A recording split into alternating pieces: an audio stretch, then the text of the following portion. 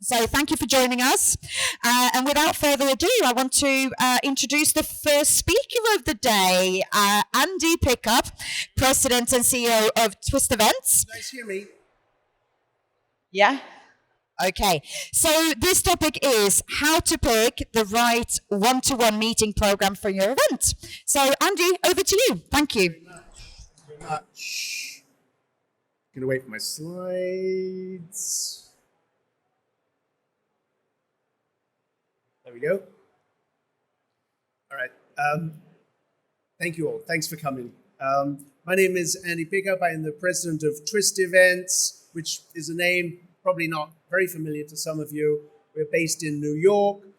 Twist Events is a catch-all sort of branding for our three main divisions, one of which is MeetMax, which is a software platform for running events, for registration, exhibitor registration, one-on-one meetings, floor plans. The second is our webcasting division, SummitCast, which does live and virtual webcasting of events. And our third division is Planet AV, which does all of our on-site technology, from signage to badging to attendee tracking, all that kind of stuff on-site. But Twist Events is the overall brand for the whole thing. We've been doing one-on-one meetings on the software side since 2003. So we've been doing this for about 20 years now. We have an awful lot of clients in many, many sectors that do this. Question one, why care? Why care about a one-on-one meetings program? And when I talk about one-on-one meetings, I'm not talking about ad hoc engagements in the corridor or even at the booth. I'm talking about a structured program where timed, located meetings are scheduled prior to the event, where people turn up to the event with an agenda of their own, a schedule of their own, a specific meeting schedule. Why care? Because they make your event better. They make your event more significant for your attendees, for your participants. The leaders in one-on-one meetings, I would say, over the last 20 years have obviously been the travel and event sector, this sector, where one-on-one meetings are really part of the fabric of almost every event. The other sector will be investor conferences, which we're fairly heavily invested in. And again, you almost can't think of an investor conference that doesn't have one-on-one meetings at its heart. But why? Why? Because exhibitors value meetings because they turn into real sales.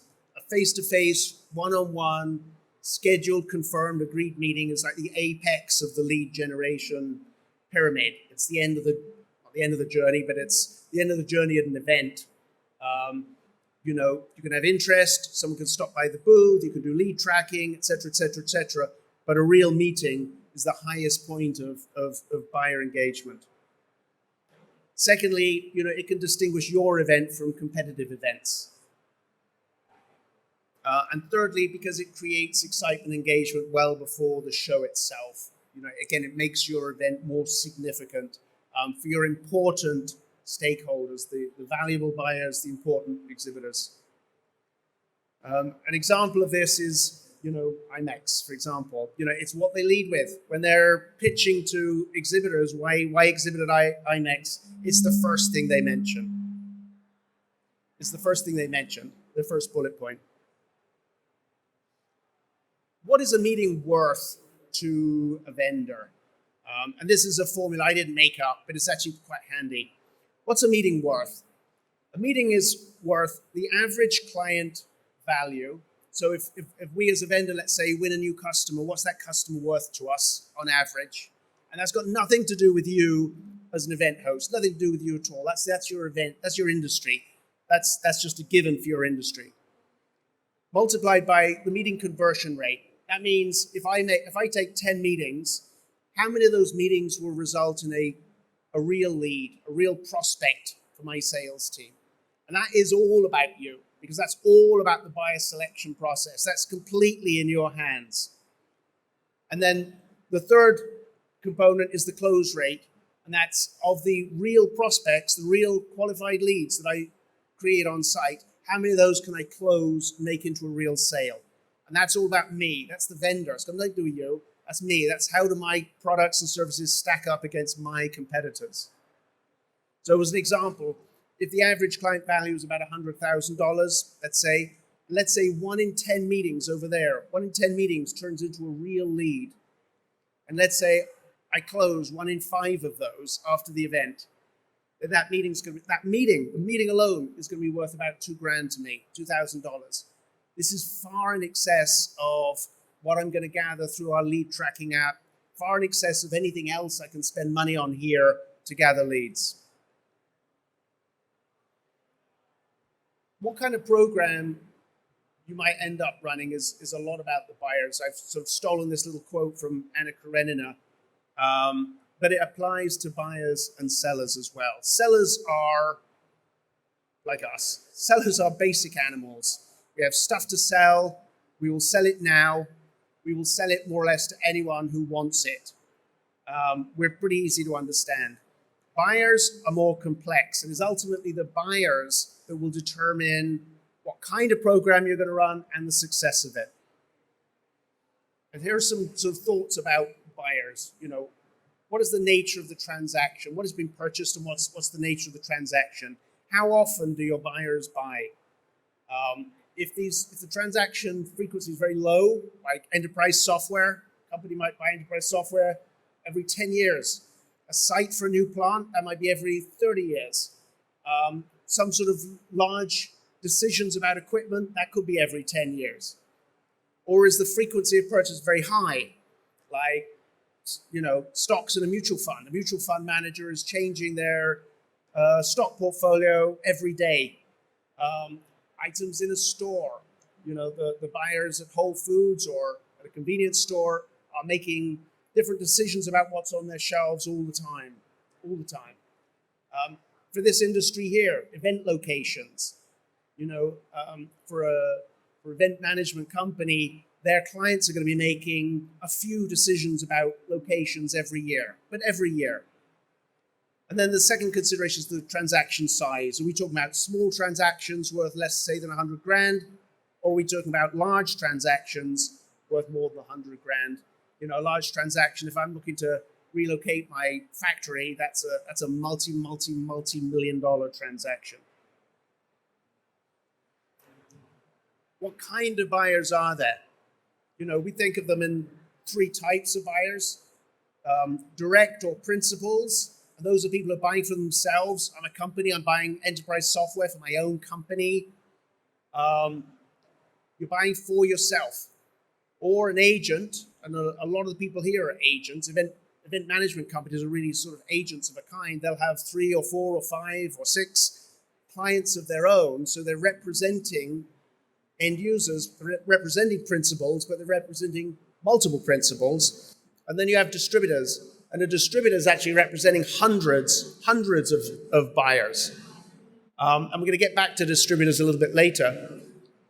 And then you have the seniority of the representative. Are these senior people with decision-making power, or are they junior people, kicking tires? And this gets a little bit to the heart of it, which is buyer motivation. Distributors are inherently motivated all the time. They have to make decisions about future purchases. They have hundreds of customers, and they don't really know what those customers are going to want in 3 or 6 months' time. They're constantly reevaluating what's on the shelf, what's on the warehouse, reevaluating terms, whatever it might be. So distributors are inherently motivated to meet vendors and evaluate them. Agents are the same, but to a lesser extent, and end buyers are tough. If somebody's looking to change their CRM or some aspect of enterprise software this year, they're a fabulous buyer for a program. If they made that same decision a year ago, then they're a terrible buyer because they're not going to be reevaluating that decision for another 10 years. Whatever the inherent level of buyer motivation, you do have some tools to modify that inherent motivation. You can pay for their travel. IMEX and other events famously pay for the travel. They'll pay for the airline ticket. They'll pay for the hotel room. So you can motivate them by incenting them with money, essentially. You can incent people with status. You can provide a coffee lounge for people participating in the program.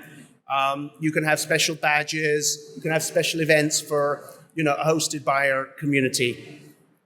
So there's different things you can do. You can have the whole location. You can have the whole event in a really fancy location. So there's different things you can do to impact buyer motivation. But when it comes to picking the type of program for an event like this or any event, there's really two fundamental types. There's moderated events and there's unmoderated events. Unmoderated events are the most basic. Everyone will participate or not, and no one's really paying that much attention to what they're doing.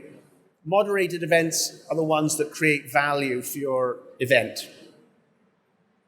We have a kind of metaphor for unmoderated events.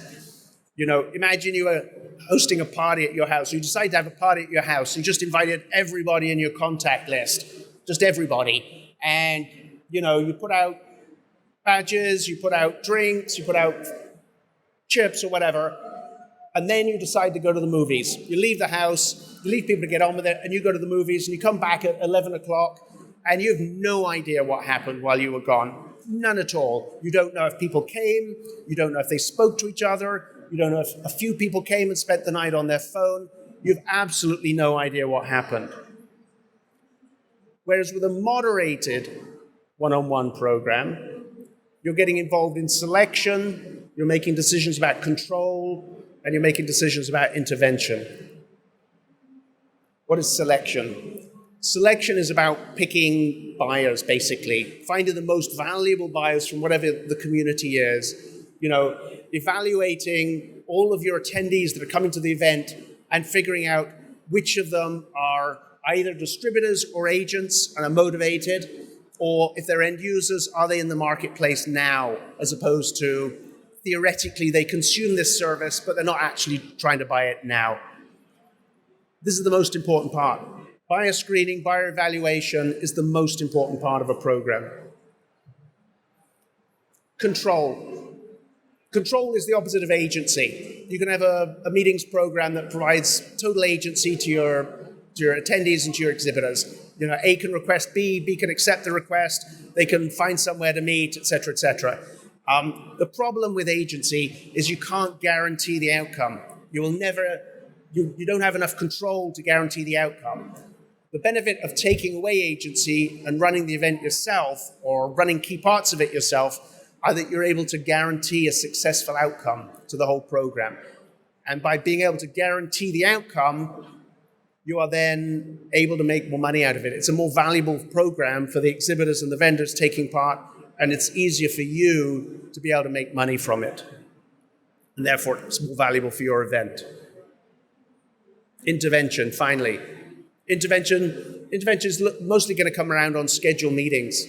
So if end users don't have the agency to schedule their own meetings, you're going to be doing it for them, either manually or using some sort of algorithm, automation. You're either going to be matching requests and scheduling the most valuable requests, or you're going to be matching profiles and scheduling meetings based on that.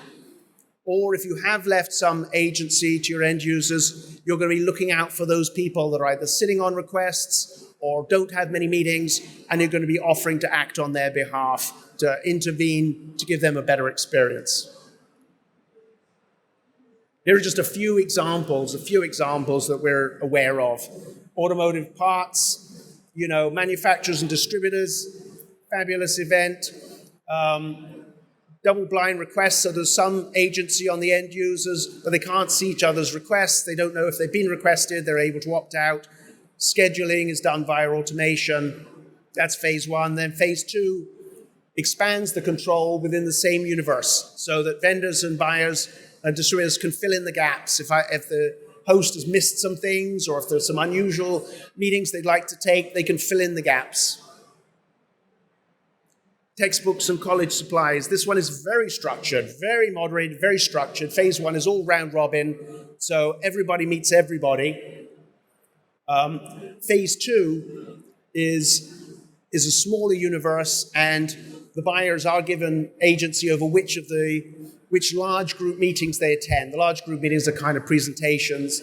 and the buyers can opt into those. They're done as meetings, but buyers can opt into those if they choose. Here's an investor conference. This is a very classic model for investor conferences. The buyers, effectively the investors, they get to make the requests. That's the only agency that's extended to the end users. And all the meetings are scheduled by the host by hand. There's not even any automation. By hand. Very, very carefully controlled outcome to the program. And we're talking about by hand for about 3,500 meetings. And then, travel and events, this kind of world.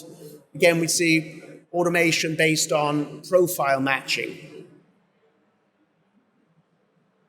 How to choose the best one-on-one format for your event. Okay. First, evaluate your buyers. Evaluate your attendees, the people who come to your event. How naturally motivated are they? Are they going to want to participate in one of these programs? Or are you going to have to somehow incent them to do so? And are you able to identify the most promising targets for vendors? Can you pick the most exciting buyer subgroup from within your entire event? Quick word about vendors. I said they're all the same, and that's not quite true. Not quite true. The transaction size matters a lot. Their motivation and how much they will pay to participate in a well-moderated meetings program will determine heavily on what the value of what they're selling is. And it will also be determined a little bit by, are there a lot of them? The more vendors in the sector you serve, the more fear of missing out is going to kick in, and the more likely they are to want to opt into the program. Next, what level of staffing can you devote? Buyer recruitment takes time, moderation takes time, scheduling takes time. What staffing levels are you willing to commit? If those levels are finite, you might think about a smaller program rather than a larger program. You can always consider outsourcing the entire thing. There are companies like our own that will gladly do all of this for you. And then lastly, what level of budget are you willing to commit? How lavish is your buyer motivation program? Are you willing to pay for travel? Are you willing to locate it in a nice location, fancy location? Do you have any money for separate locations for the meetings as opposed to the booths? Do you have any money for a coffee lounge, et cetera, et cetera? So then all this comes down to, finally, how do you go about choosing what kind of program is best for your event? And it's really this. It's like, what quality buyer pool can you identify and can you recruit from your universe of attendees? And given that, how many vendors can a program support, and how are you going to price it? And then, given that, what kind of moderated program do you want to run? Because if it's an unmoderated program, you won't make any money. What kind of moderated program do you want to run?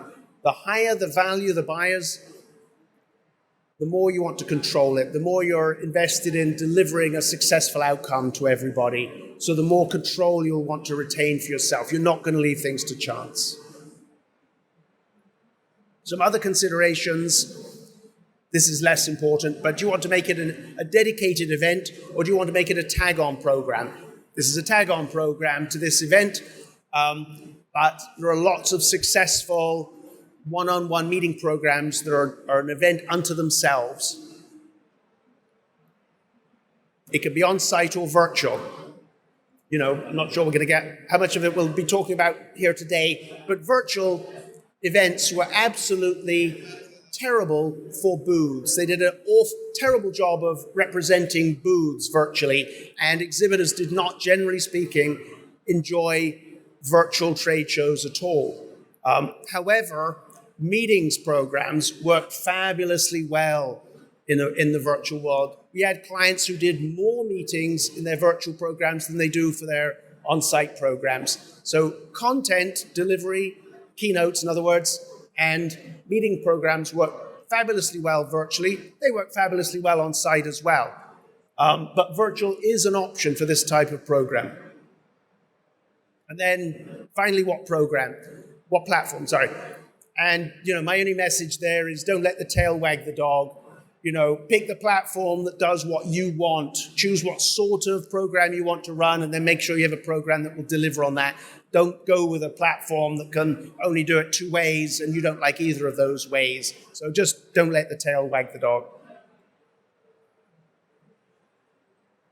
So in summary, a one-on-one meeting program can make an event, can make it more valuable, can make it more significant, can make it more of a draw. And the effort is well worth it. So if you're running events and you're not incorporating a one-on-one meeting program, my message is please have a think about it. It could really make your event more valuable. That's it. Questions? I have no idea what my timing is, by the way. 5 minutes? All right. Do we have any questions in the room? There are no questions online. So thank you so much, Andy. Very interesting. And we look forward to seeing you soon. Thank you. All right.